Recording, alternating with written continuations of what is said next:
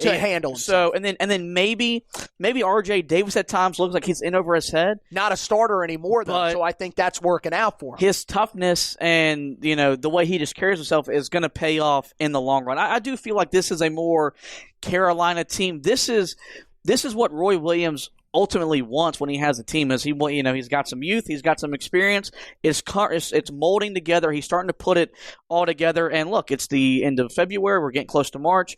That's when you want to be playing your best basketball, and it feels like Carolina is doing so. Think about, let's talk about Marquette a little bit. They're going to come in, as I mentioned, 10-12 overall, 6-10 in a way down Big East this season. But they got some dudes that could kill you. DJ Carton averaging 12.6 points per game. Dawson Garcia, 12.6 points per game. You got Kobe McEwen, 11.5 points, and then Jabal Kane at 10.1 points per game.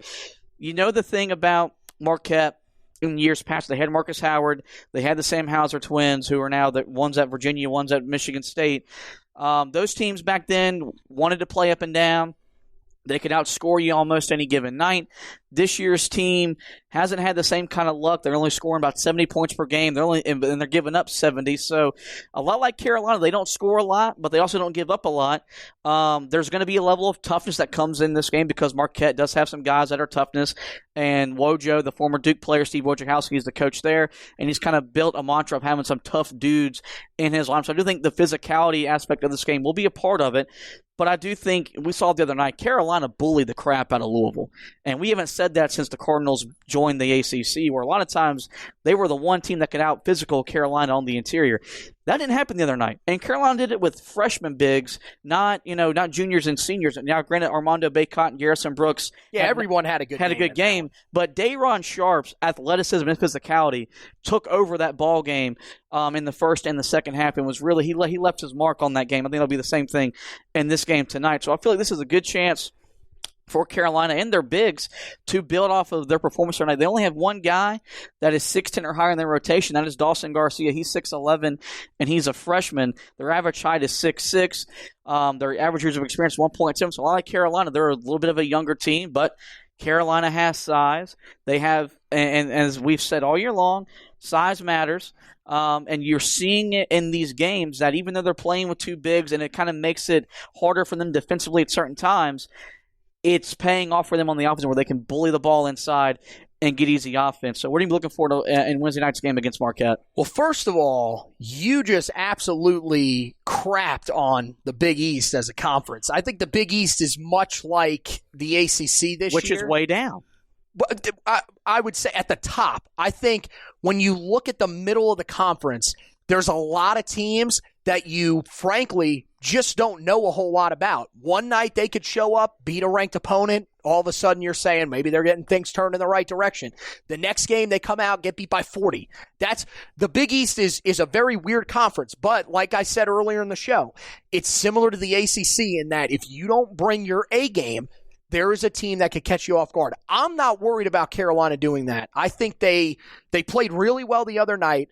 I feel like they have that feeling coming into this game of we need to play this way the rest of the season or else we can get caught. This is a loss. The rest of the games on your schedule, I mentioned the other day what Brendan Marks said on WFNZ here in Charlotte, where you could lose two of those games. If you lose this game, that's probably your one loss. And if you lose another game the rest of the way, you might not make the NCAA tournament. So they've got to look at this as every game is extremely important to you making the NCAA tournament. But yeah, I feel like you're right. I think the biggest thing that changed for this team, we were talking about all year how they could bully people inside with three guys. Now there's four. Yeah.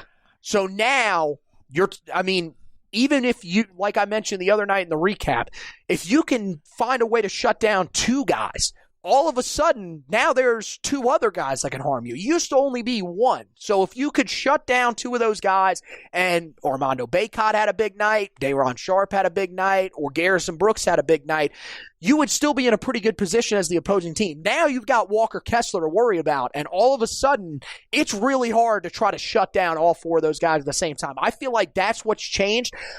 I don't think this Marquette team has what it takes to stop this team inside. I don't either. Especially with the one guy that's above, that seems to be, is that the guy that's above 6'10" on that roster? He's the only guy, I believe, above. Let me look at it. I got the roster pulled up. I mean, that's wild. He's your only guy over 6'9". Mike, I mean, that's a small lineup. Now, the thing that might concern people is on the opposite end. This is probably a team that's going to want to spread you out. They're going to want to shoot a lot of threes. Can Carolina be able to contain this Marquette team the way that they did Louisville? But I like what you said earlier in the show, and I talked about it on the recap.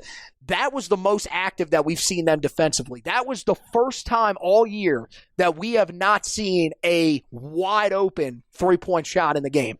They had a couple of opportunities that they probably should have knocked down, but every three-pointer was pretty well contested. Yeah. That we haven't seen that from Carolina in a while. So you have to feel really good about that. I think that Carolina comes in as the favorite in this game. They know that they have to keep their foot on the gas down the stretch here. This is a chance to continue to build momentum.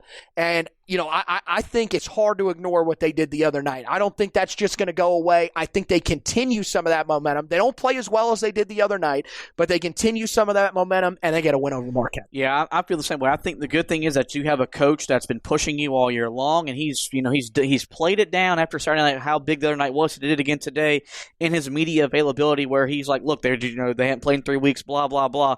He knows what that game did for them in terms of everything. That's why they were jumping around and celebrating in the postgame, because he knows for his team and his kids how big that kind of win and that kind of performance will do for them moving forward. And I think the same thing. I think they're going to build off of that.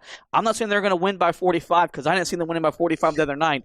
I do think, though, they're going to play really, really well. If they win by 45, I think we may have to start having the conversation, is this a national championship contender if they win back-to-back games by 45 points? But I do think they're going to play really, really well, and I don't remember a time this year where I've said that back-to-back episodes where I think this team is going to play really, really well, because there just has been that trust factor, but I think we're starting to trust this team just a little bit more. Well, with that, if Carolina wins or loses, we'll have you covered on the HeelToughBlog.com. Sarah Wiley will have your preview. You can go check that out, and I'll have your recap.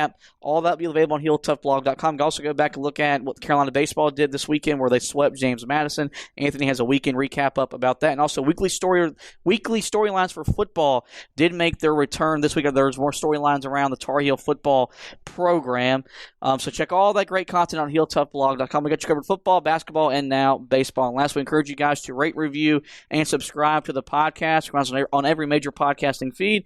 Most early Spreaker, iTunes, iHeartRadio, Spotify, TuneIn, Google Podcasts. Give us a like. Review me as the host. Review Anthony as the co-host. But we want you to subscribe that we get every podcast in your podcast library. Well, with that, I would like Anthony for taking some time to talk some Tar Heel basketball. We thank you guys for listening, and as always, go Tar Heels.